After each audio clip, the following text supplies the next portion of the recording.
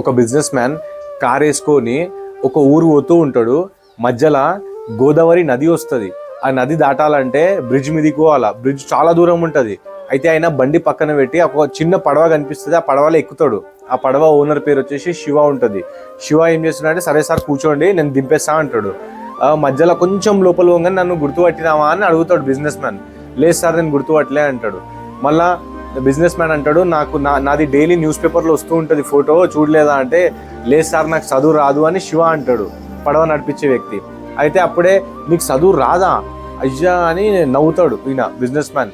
ఎందుకు ఆ బతుకు, ఇది చదువు రాదు వదిరా అంటే, లేదు సార్ చిన్నప్పుడు మా నాన్న వాళ్ళు చనిపోయారు, నాకు ఎవరు చదివియలే, నేను ఇలానే కష్టపడి మా కుటుంబంని ఆదుకుంటున్నా అంటాడు. సరే సరే ఆ ఊరు కనిపిస్తుంది కదా, ఆ ఊర్లో నేను ఒక మినరల్స్ ఫ్యాక్టరీ పెట్టబోతున్నాను అంటే శివ అడుగుతాడు, అంటే ఏంటి సార్ అని. అరే నీకు చదువు రాదు కదా, నేను వాటర్ బాటిల్ తయారైతాయి అయ్యా అంటాడు. సిటీలో అమ్ముతారు, మీ ఊర్లో అమ్మరు, ఇది సిటీలో అమ్ముతారని ఈ వ్యక్తి చెప్తాడు. తెలియదు సార్ నాకని అంటాడు శివ. అరే నువ్వు ఎప్పుడు సిటీకి పోలేదా అని అంటాడు ఈ బిజినెస్ మ్యాన్. లేదు సార్ నేను ఎప్పుడు సిటీకి పోలేదు, ఎందుకు ఈ బతుకు అంటాడు.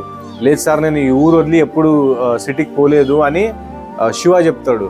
అప్పుడే ఈ బిజినెస్ మ్యాన్ ఏమంటాడు, ఎందుకు ఈ బతుకు అని అనగానే Shiva బాధపడిపోతాడు.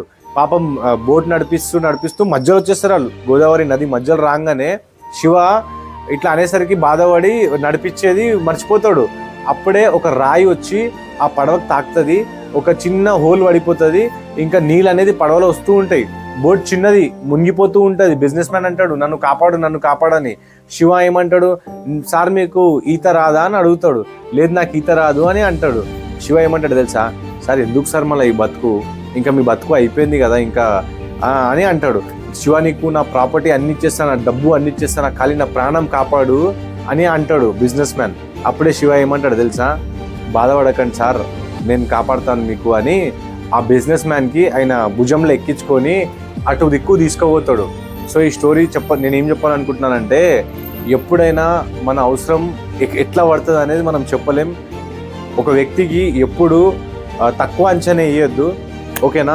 Thank you so much.